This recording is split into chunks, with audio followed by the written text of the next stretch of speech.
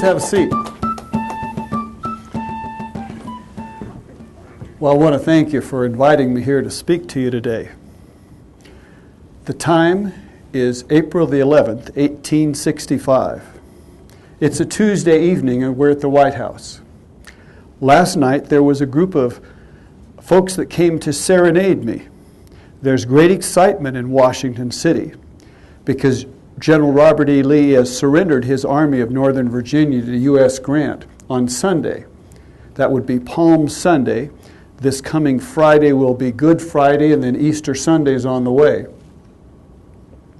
Now last night they came and they asked if I might give them a speech, and I told them no, but if they came back tonight, Tuesday night, that I would give them a speech. And I've prepared one. I'll be speaking from this second floor window of the White House. There isn't really a balcony. I just open up the window and speak out the window. And my son Tad will be here. He's always catching papers and helping me in any way he can. He's 12 years old, you know. Now, there's some things in my speech tonight that people are going to be very shocked about. The country's in great elation that the war is finally ending. The Confederates, the rebels, have evacuated Richmond, Virginia, which was their capital city. And Lee's army is surrendered. Jefferson Davis is still on the run. And there are rebel armies still at large, but the end is definitely in sight. It's just a matter of time. So the people will be expecting a victory speech. But I'm really going to shock them tonight. They know that slavery is dead in America. The 13th Amendment to the Constitution was passed in January. The states still have to adopt it, but it will be a condition for the rebel states, the southern slaveholding states, to get back into the Union, that they will have to accept this 13th Amendment, which will abolish slavery forever. This will add permanency to my Emancipation Proclamation. Well, tonight, I'm going to introduce a new idea. I'm going to tell them that not only are the black slaves going to be free, but they're going to have voting rights, just like white people. Now, tonight will be the first time I'll introduce this idea, just a little bit, and then we'll introduce more to the people over time as they have an opportunity to absorb it. Now, the country and my own thinking have gone through radical changes, especially over this 4-year time period that I have been in the White House and the nation has been at war. We must go all the way back to the colonial days to set the stage here.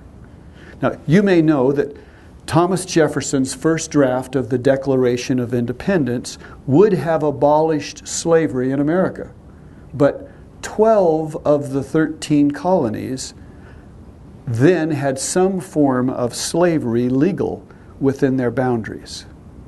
And so there could be no agreement on abolishing slavery when it was such a huge commercial institution in the 13 colonies.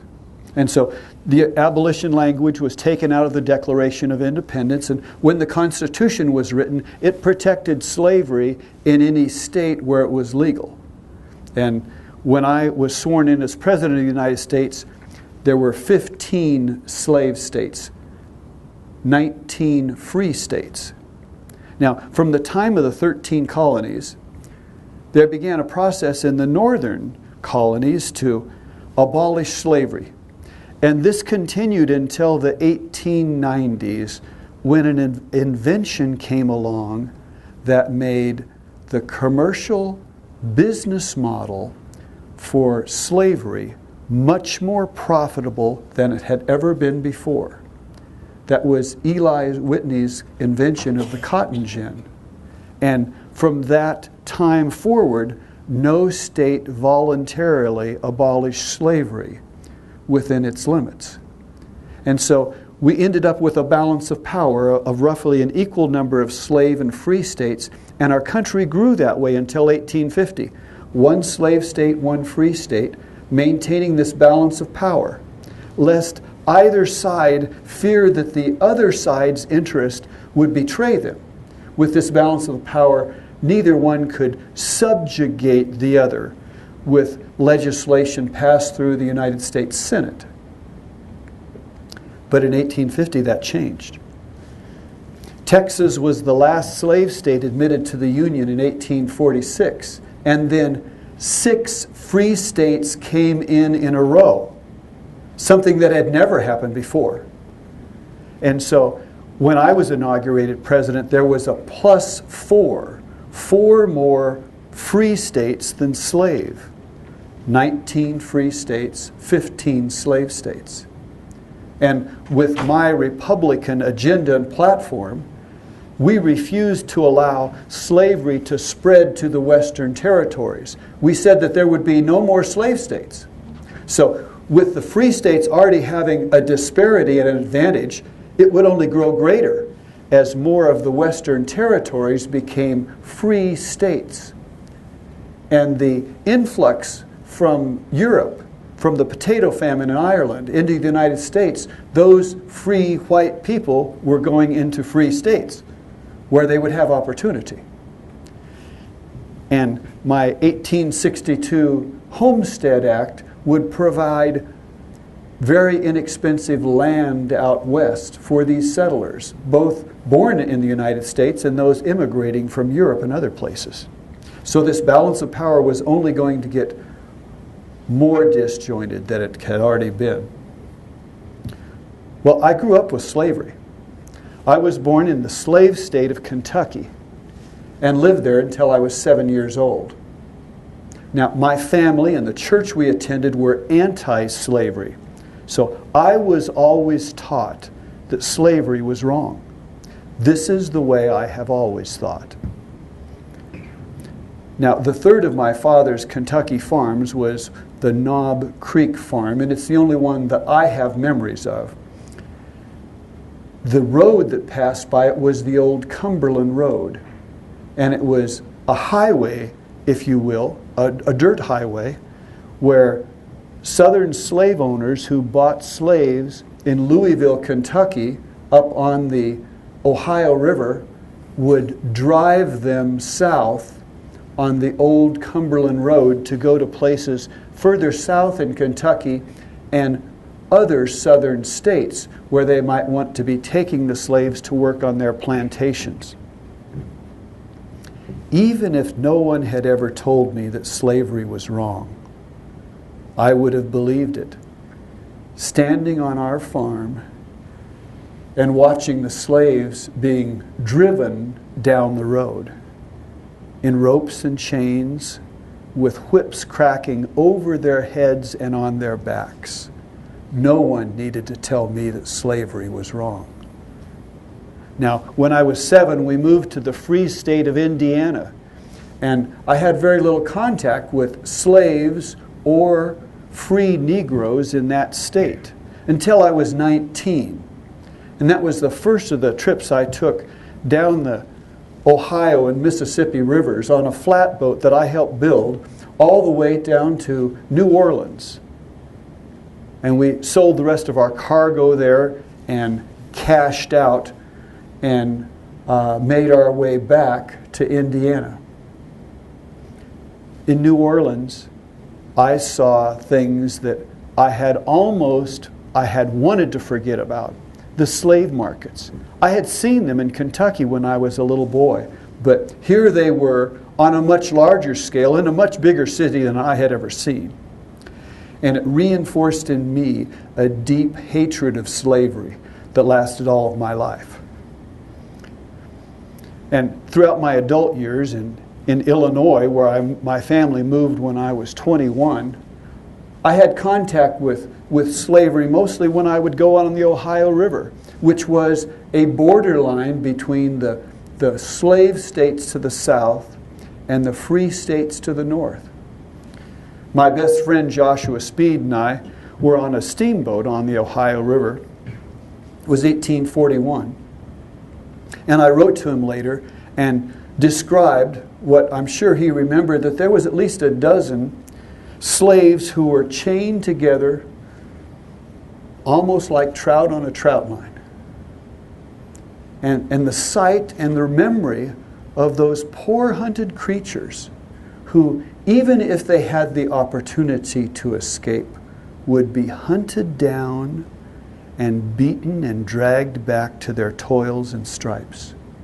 And I tried to explain to my best friend, himself a slave owner, how this continually tormented me. Well, my actions towards slavery were inconsistent through my early adult life until 1854. That's when the Kansas-Nebraska Act was passed. And it propelled me back into politics after not holding office for 8 years. And I became a one-issue politician. From 1854 to 1860, I made at least 175 speeches on one subject, declaring that slavery was morally wrong and should not be extended into the Western territories. I believe that our founding fathers had tried to contain slavery in a multitude of actions that they had taken, hoping that someday, somehow, that it might end in America. And I had that same hope. I believe that as the number of free states outweighed the number of slave states, that somehow, someday, slavery might end in America. I didn't expect it in my lifetime. I just thought that the best that I could do would stop its growth so that it would be more vulnerable to economic or political factors in the future that might end it. Well, in 1858, I had several opportunities to express my abhorrence of slavery. I had challenged Stephen Douglas for his Senate seat, and we engaged in 3-hour debates across Illinois. And folks actually listened for 3 hours as we debated. Now here's a small part of my long speeches in those fiery debates. I said, God did not put good and evil before man, telling him to make his choice. On the contrary, he did tell them that there was one tree, the fruit of which he must not eat upon pain of certain death. I should scarcely wish so strong a prohibition against slavery in Kansas and Nebraska. There is an element of God's eternal justice wrapped up in the enslaving of any man or any race of men. Those who do so brave the arm of Jehovah. When a nation thus dares the Almighty, every friend of that nation has cause to dread his wrath. In another speech in 1858, I had a very controversial topic. All of my colleagues and advisors urged me not to make this speech. They told me that it would ruin my political future. But I told them that I would rather uphold this idea, this expression before the people and lose with it than to be successful without it. I said, a house divided against itself cannot stand. I do not expect the house to fall. I do not expect the union to be dissolved, but I do expect that it will cease to be divided. It will become all one thing or all the other. Either the opponents of slavery will arrest the future spread of it and put it where in the public mind will trust that it is in the road to ultimate extinction, or its proponents will spread it until it shall be alike in all the states, old as well as new, north as well as south. Well, in 1860, I was invited back to New York City to make a speech. In this new Republican Party, the powerful men back east, they wanted to hear my speech to see if I might be presidential material for 1860. In the Cooper Union Institute in New York City, I gave a very long speech, and here's a small part of it. I said, what we want, and all we want, is to have with us those who think slavery wrong. But those who say they think slavery wrong, yet act with the Democratic Party, they say that there is no place where we can even call this wrong thing wrong.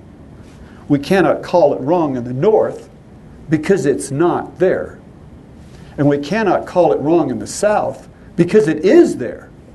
And we cannot call it wrong in politics because that would be bringing morality into politics. And we cannot call it wrong in the pulpit because that would be bringing politics into religion. And we cannot call it wrong in the tract societies or the other societies because those are such unsuitable places. So according to our opponents, there is no place where we can even call this wrong thing wrong. But let us have faith that right makes might. And let us, to the end, dare to do our duty as we understand it. Now, when I became President of the United States, I had no plan to end slavery through a civil war. I did not want a civil war. I thought that these southern states who were threatening secession and disunion, that they had as much interest in our founding fathers and in this pure free government that they had given to us, that they would not cast it aside. But I was wrong. The Civil War began just a month after I was inaugurated as president. And the initial purpose of it was to restore the Union, to put it back together as it was, which meant with slavery.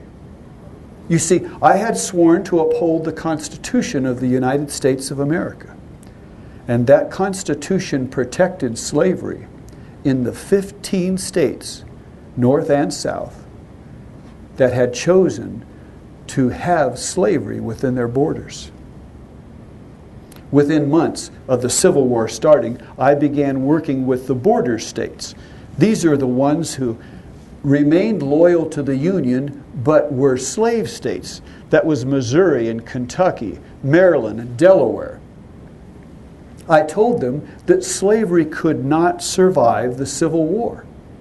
I urged them to adopt gradual, compensated emancipation. I tried to convince them that they were going to lose their slaves regardless of what they did. But if they adopted gradual, compensated emancipation, they could get paid for their slaves.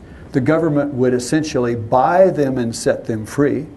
And they would have a gradual transition from a slave-based economy to a free market-based economy. I wrote the legislation for them.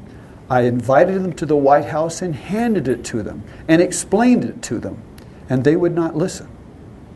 I invited them back several months later, and I used the same approach, and they would not listen.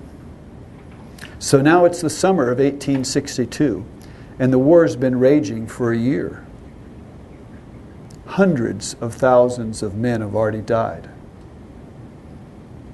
It is July the 22nd, and we're at a cabinet meeting in the White House. And after some introductory remarks, I've told my cabinet that I want to read a document to them. And I will ask for their critical comments on any ways to make it better. But I've told them that I'm not asking for their approval as to whether I should issue this document, because I have already promised my Maker and myself that this Emancipation Proclamation will be issued. Now, after getting some constructive comment from my cabinet, Secretary Seward made the wise indication that we must not issue it immediately, because we've had only defeats in the Eastern Theater, where Robert E. Lee has held sway over whatever commander of the Union Army of the Potomac that I put in place.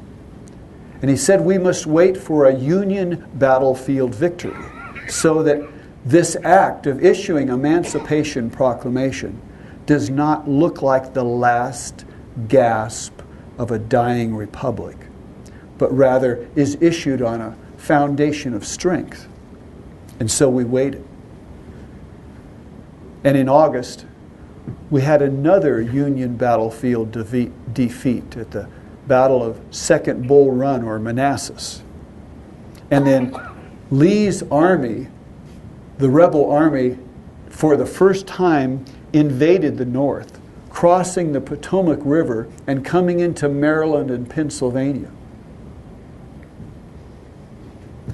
The battle finally came on September the 17th, next to a little creek called Antietam and a little town called Sharpsburg. In 8 hours, this battle took more American casualties than any battle in the entire history of the United States of America. 23,500 casualties in one day, and every one of them was an American, regardless of what color of uniform he was wearing. 4 days later, my preliminary Emancipation Proclamation was published in most newspapers. Some generals and some in my cabinet said that white soldiers would not fight for Negro freedom. They had signed up only to restore the Union, not to free Negroes, and that they would lay down their rifles and go home. I told them, I can only trust in God that I have made no mistake. Now, many in the nation thought that I should not or would not sign the Emancipation Proclamation into law. You see, I had prescribed a 100-day period from September the 22nd of 1862 to January the 1st of 1863. And on that date, I would sign the Emancipation Proclamation into law as an executive order. And as the time approached, although I did not waver in my determination, many other people did. So in my December 62 annual message to Congress, I tried to strengthen the nation. And I said, we cannot escape history. We of this Congress and this administration will be remembered in spite of ourselves. No personal insignificance or significance can spare one or another of us. The fiery trial through which we pass will light us down in honor or dishonor to the latest generation. We say we are for the Union, and the world will not forget that we say this. We know how to save the Union, and the world knows we do know how to save it. In giving freedom to the slave, we assure freedom to the free, honorable alike in what we give and what we preserve.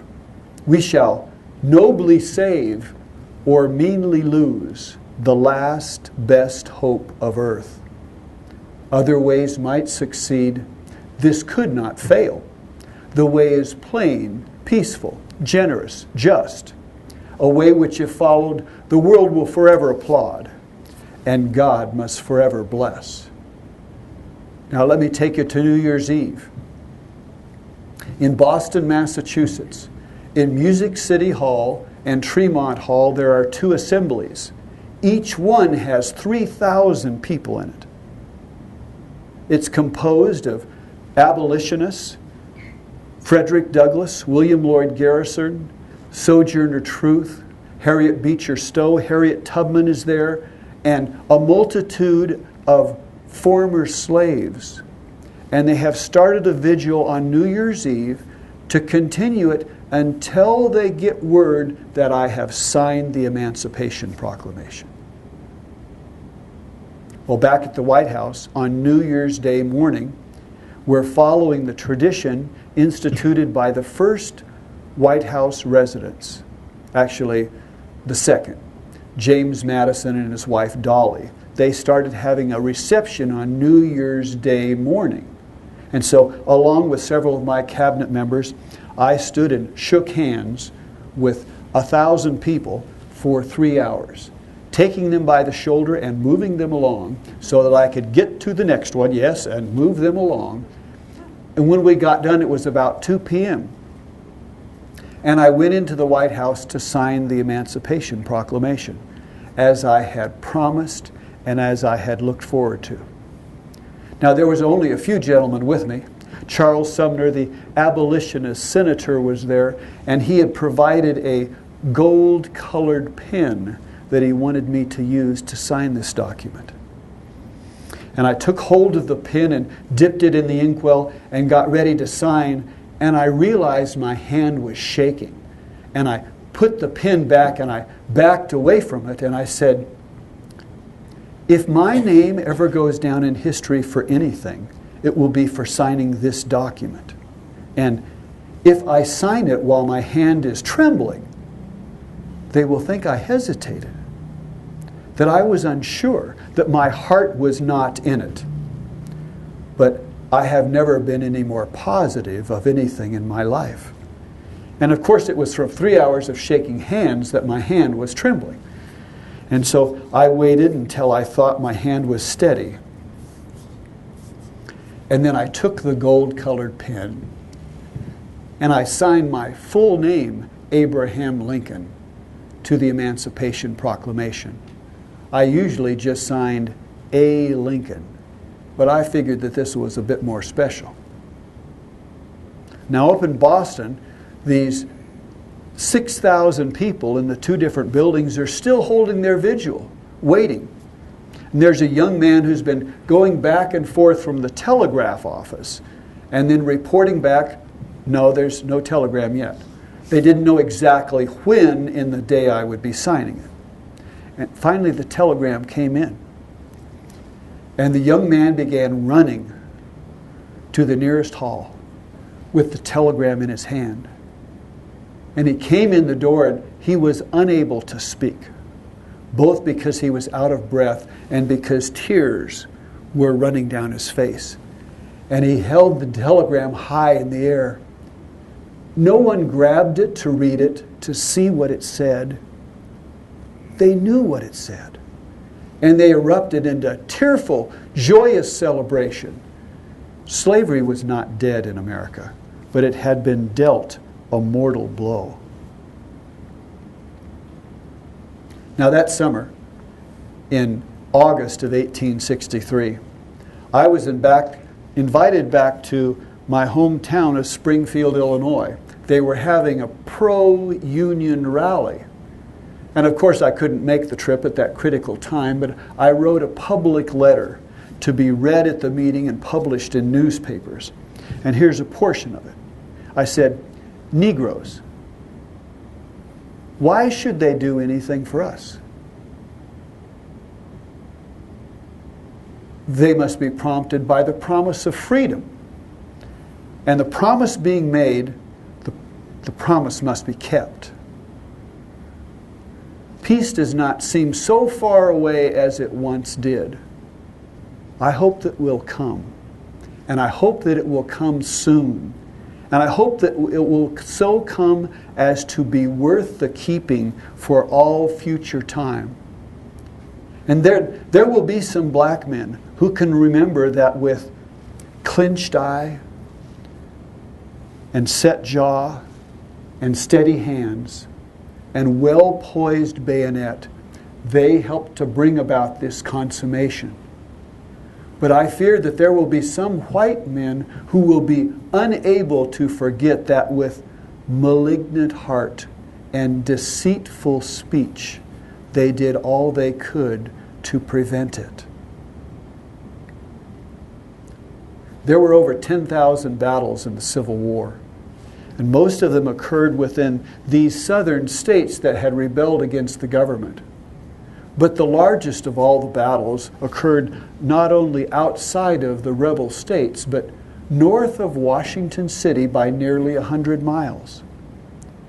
In the summer of 1863, 160,000 Americans fought each other for 3 days near a little town called Gettysburg. And when it was over, there were over 50,000 casualties. A scene of utter chaos. They finally decided to build a new cemetery to honorably and orderly bury the Union dead from that battle. And in the course of time, they invited various dignitaries to come to this cemetery dedication. And to their surprise, I said that I would come. And then they wrote back to me and asked if I might say a few appropriate words at the cemetery dedication. The main speaker, Edward Everett, spoke for over 2 hours, at the conclusion of which I got up to read these 10 sentences that I had written myself and finished editing the night before.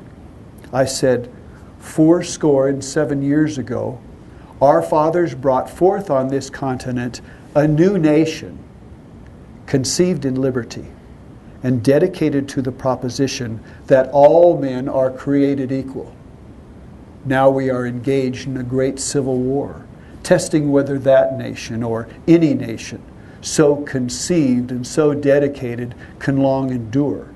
We are met on a great battlefield of this war. We have come here to dedicate a portion of this field as a final resting place for those who here gave their lives, that the nation might live. It is altogether fitting and proper that we should do this. But in a larger sense, we cannot dedicate, we cannot consecrate, we cannot hallow this ground. The brave men, living and dead, who struggled here have consecrated it, far above our poor power to add or detract. The world will little note nor long remember what we say here, but it can never forget what they did here. It is rather for us, the living, to be here dedicated to that unfinished work which they who fought here have thus far so nobly advanced. It is rather for us to be here dedicated to that great task remaining before us, that from these honored dead we take increased devotion to that cause for which they here gave the last full measure of devotion, that we highly resolve that these dead shall not have died in vain, that this nation shall have a new birth of freedom, and that government of the people, by the people, and for the people shall not perish from the earth. Now we're back to Tuesday, April the 11th, 1865. And I'm giving the speech that the serenaders requested from the second floor window of the White House. And there's only a small portion that I'm going to use to introduce this idea that the previously slave Negro men are going to have the right to vote, and their vote is going to count just the same as one cast by a white person. And I said, it is unacceptable to some that the Negro is not given the elective franchise. For myself, I should like it to see it given to those intelligent and those who have served our cause faithfully as soldiers. And that's all I told them. There will be time in the future to tell them more and to prepare them more for Negro voting rights. I want to thank you for your kind attention, and I believe we have some time now that if you have any questions that you'd like to ask about what I have shared with you or any other aspect of my life, I would be pleased to try to answer them for you. Yes, sir. Mr. Lincoln, in 1848, you were a congressman from Illinois, the first term, I believe, and you were one of the few people in Congress that opposed the Mexican War and President Polk. Can you give us a little bit of your reasons why? Yes. Now, of course, the war was already over then. The war happened in 1846 and 47, and President Polk had a stated objective of wanting to enlarge the United States. And he sent delegations down into Mexico and wanted to buy what we know as the southwestern part of our current United States. California, the New Mexico Territory, Mexico did not want to sell. And President Polk appeared to have provoked a war with a weaker country. The U.S. was ultimately successful in the war, invading all the way to Mexico City and conquering the Mexican army and people, the result of which was compelling them to sell to us the southwestern part of the United States of America as we know it today. Now, my resolutions in Congress, which were called the spot resolutions, and they didn't do any good for my political fortunes. They called me Spotty Lincoln. And I couldn't get reelected. My party lost the seat, and I stayed out of politics for some time. But my resolutions asked President Polk to correctly state the spot on which he alleged that Mexican forces had attacked United States forces on U.S. soil. And the President of the United States never did respond to this freshman congressman from Illinois. And maybe he couldn't have given a good answer. I told him that when he answered, that he should remember that he sits where Washington sat, and he should answer like Washington would have answered, meaning he should give a true answer. Another question, someone? Yes, sir. How long were you a lawyer before you were the president? Excellent question. He asked how long I was a lawyer before I became president. I became a lawyer at age 28.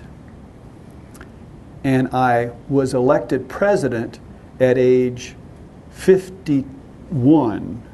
And then I had a birthday. I was 52 by the time I became president. So you'd have to subtract 52, take away 28. That's easy. Can you? Think about it a little bit, actually. But I bet you can do it. Later on, you let me know when you think about the answer, all right? Okay, I'll raise my hand when I see. Yes, sir. Another question? Yes, ma'am. I'm trying to remember my history lessons, Mr. Lincoln. It's been a while. I'm trying to remember mine too, but go right ahead.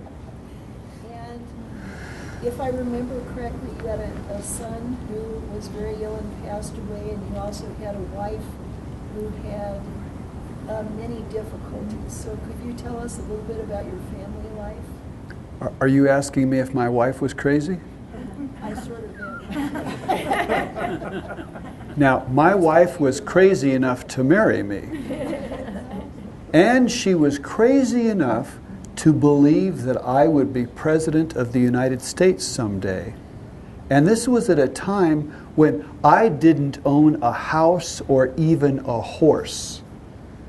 I was still in debt from my failed grocery business that I would still be another decade paying off. And she believed that I would be president of the United States. That's how crazy she was. I would not have put any money on it at that time myself. Now, you asked about our sons. We have 4 sons, or had 4 sons, and I'd like to briefly tell you about them. Only our oldest son, Robert Todd Lincoln, lived to be an adult.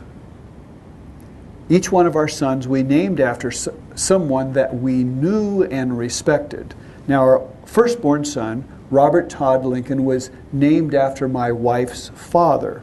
Her maiden name was Mary Todd, and her father was Robert Todd. And so our firstborn son was Robert Todd Lincoln. Now, he's the only one who lived to be an adult. When I was in the White House, he was in Harvard College and graduated from there during my presidency, and actually served with General Grant, as part of his staff the last few months of the war. And after my departure, he lived to be a lawyer like his father, He was an ambassador to foreign countries. He was a Secretary of War under a later administration. He became very rich. And when he was 81 years old, in 1922, he sat on a platform in Washington, D.C. to watch the dedication of the Lincoln Memorial. This outrageously large statue that they made of me. But our oldest son was there. He lived 3 more years and died at 84, and he was buried in Arlington National Cemetery. That was the first of 4 boys. Our second-born son was Edward Baker Lincoln. Edward Baker was a politician and lawyer colleague of mine, of whom I thought so highly that we named our second-born son after him. Little Eddie died just before his 4th birthday in Springfield, a decade before we came to the White House. And he died of consumption, which was any disease that made it hard for you to breathe. And he wasted away over a period of some 45 days. That was little Eddie. Now, his younger brother, Willie was the replacement baby, if you will. He was born 9 months and a few days after his brother's passing. William Wallace Lincoln. William Wallace was a brother-in-law of my wife, who was a physician and pharmacist in Springfield, and we named our 3rd-born son after him. Willie was the most like me. Not that he looked that ugly, but the way that he thought, the way that he reasoned problems, the way that he memorized things, the way that he would rather let his younger brother win at a game so his younger brother would feel so good. He was a poet like his father, and he died in the White House in February of 1862, after we had been there approximately a year. Our 4th-born son was Thomas Lincoln, named after my father. So he didn't have a middle name, otherwise he would have been Thomas Lincoln Lincoln. 1 Lincoln's enough. Now, no one ever called him Tom or Thomas or Tommy. He had a nickname.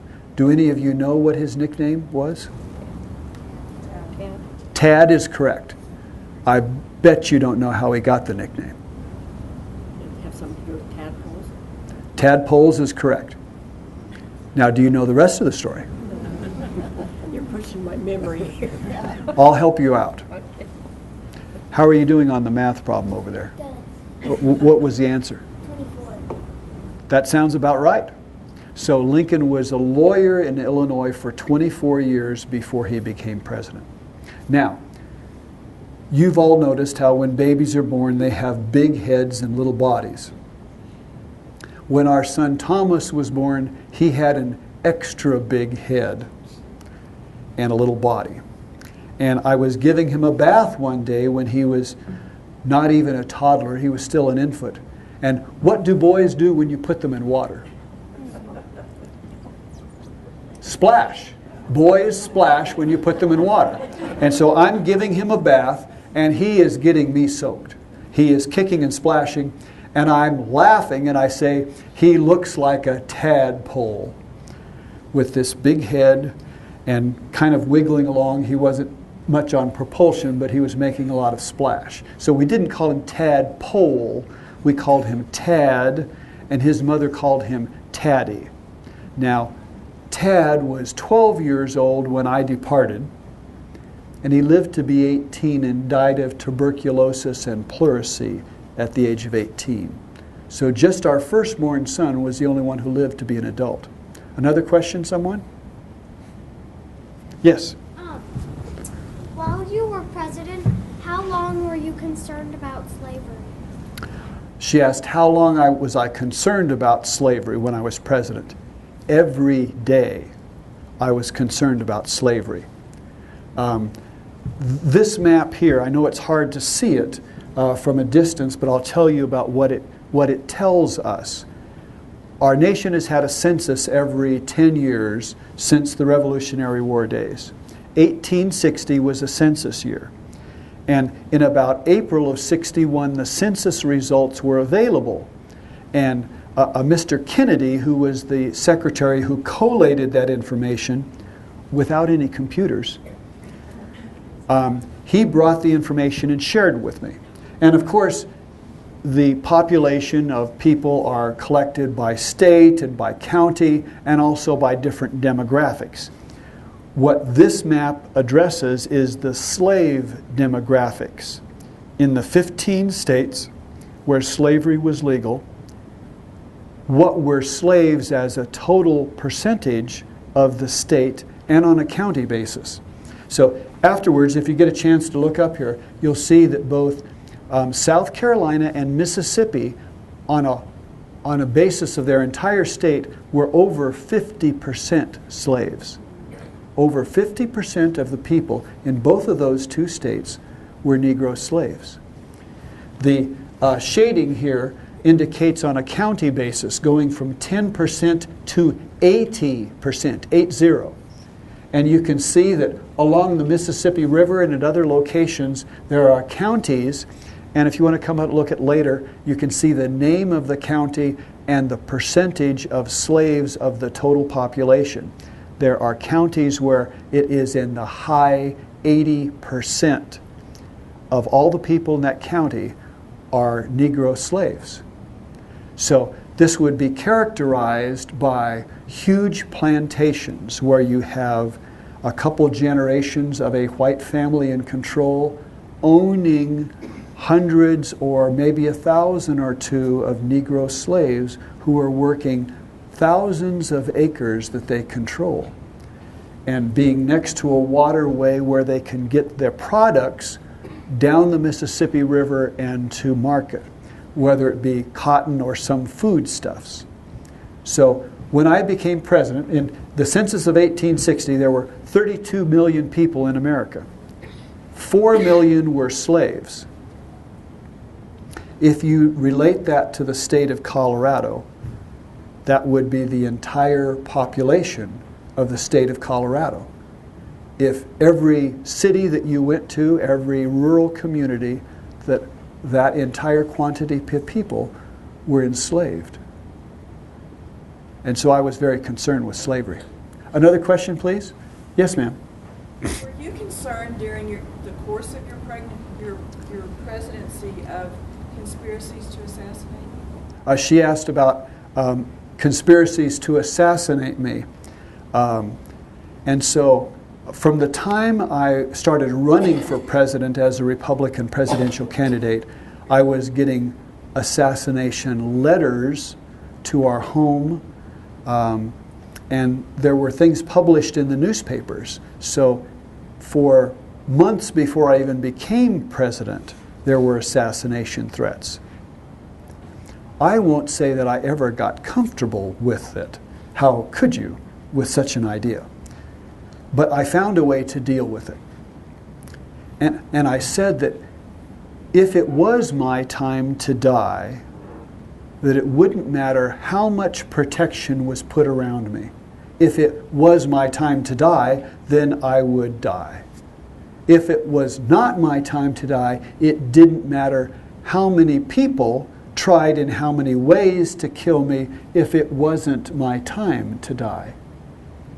And I went through a mental and emotional process to get to the place of being comfortable with that, and also recognizing that I couldn't worry about threats on my life every day, because that would mean I would be dying every day, living in fear of death. And I must only die once. And so I didn't very often cooperate fully with the attempts of different folks to protect me, because I had that perspective. And I also believe that assassination wasn't an American practice. No American politician or president had ever been assassinated. And I was trying to put stock in that. Another question, please? Sir? Did Mary Todd pursue you as much as you courted her? Now, you're really trying to get me in trouble now. He asked me if Mary Todd pursued me as much as I courted her. And I don't think I can adequately answer that. I could talk about some of our courting and stuff, but I'm not sure that I could come to the conclusion of who was after who more than the other. Another question, please. Ma'am. Can you speak a little bit about your religious upbringing and your religious practices as an adult? Okay, about my religious practices as an adult. This could be a very long answer. And I actually do presentations in churches that are 45 minutes long, where is essentially Lincoln giving his testimony that this historian believes that he became a born-again Christian while he was President of the United States. But I will share just a couple of tidbits of that whole line. The first starts when I, Lincoln, am 9 years old. We have been in Indiana for 2 years, having moved from Kentucky, and we live in a very remote rural area, and there is an epidemic of the milk sick. And all we know is that somehow the cow's milk is being poisoned before we realize that the cow is poisoned by its foaming at the mouth and falling and dying. And my mother is one of those who has been poisoned and is dying. And on the last day that she's alive, she calls me to her bedside in our one-room log cabin, and she calls me by her pet name for me, which is A.B. And she says, A.B., I know that you will be a good boy, that you will be kind to your father and to Sarah, which was my older sister. And she said, I want you to live as I have taught you, to love your heavenly Father and obey his commands. And I want you to promise me before I go that as long as you live, you will never use whiskey or tobacco. And so on the last day my mother was alive, I held her hand and made that promise when I was 9 years old. And all of my life I have tried to live up, although I have certainly fallen short, to live up to that promise of the life that would please my mother.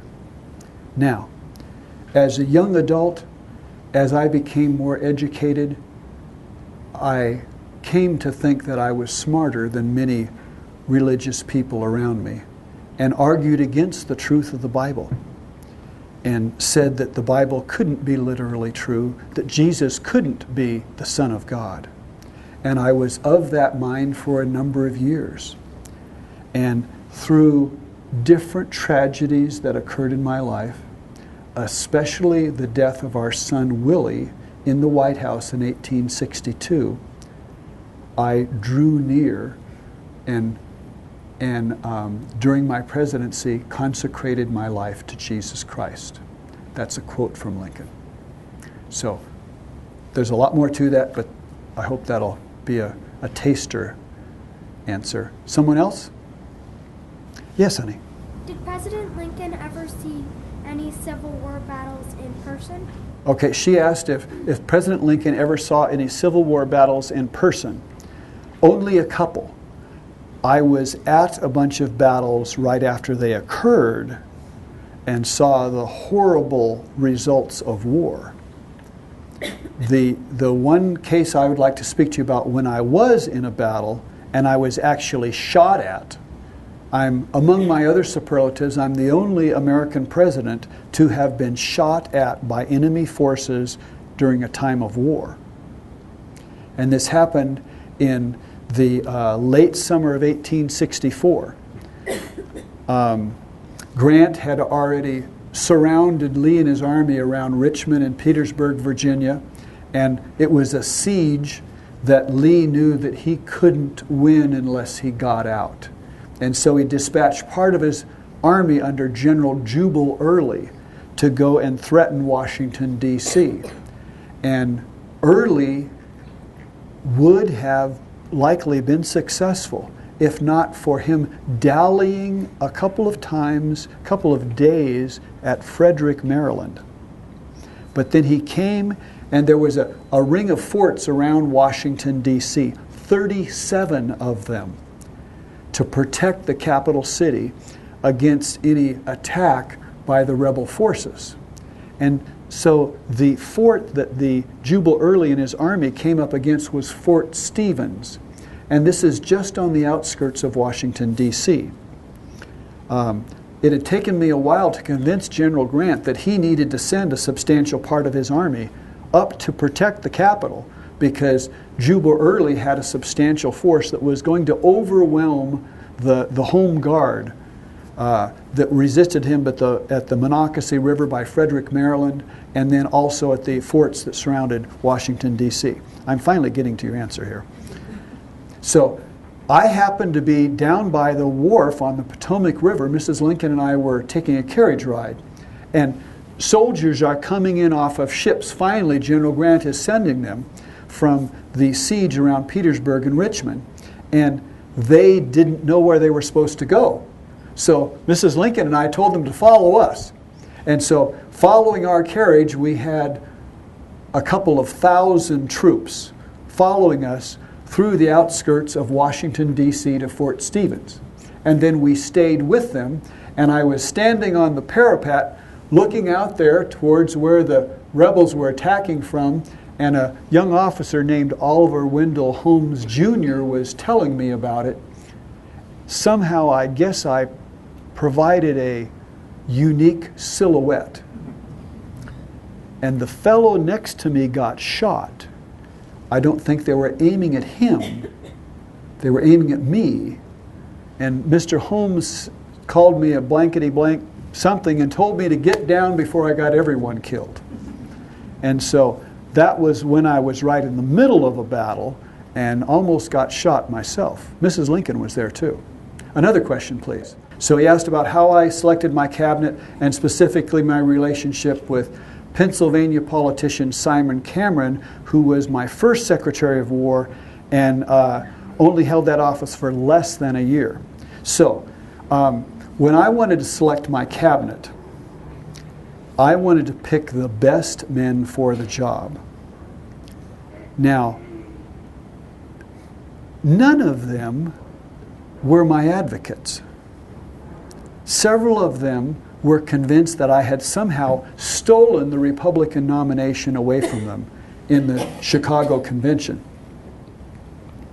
And they thought that they should have been president, and came into the cabinet believing that even though I held the position of president, that surely they were going to control the country, because this country bumpkin lawyer from Illinois certainly was way out of his league, and they had the credentials and the resume that I didn't.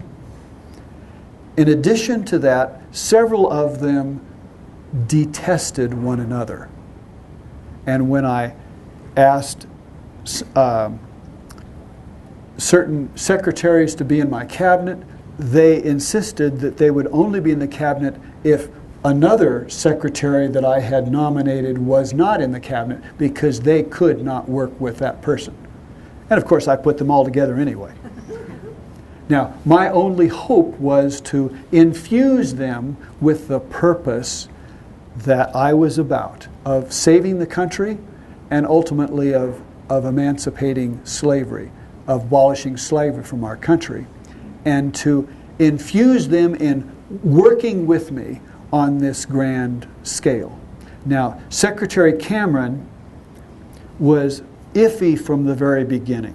He had a very checkered past, and it had been rumored, somewhat credibly, that he was in the habit of taking political spoils and getting kickbacks from government contracts, and as Secretary of the War, with the responsibility to buy all of this materiel to support a huge army, there was huge opportunities and pitfalls in that.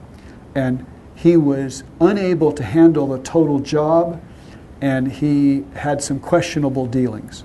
And so for both of us to save face, I appointed him as the minister to Russia. And he accepted that post, and then I got a different Secretary of War whose name was Edwin McMaster Stanton. I want to thank you very much for your attendance and your great questions. Thank you.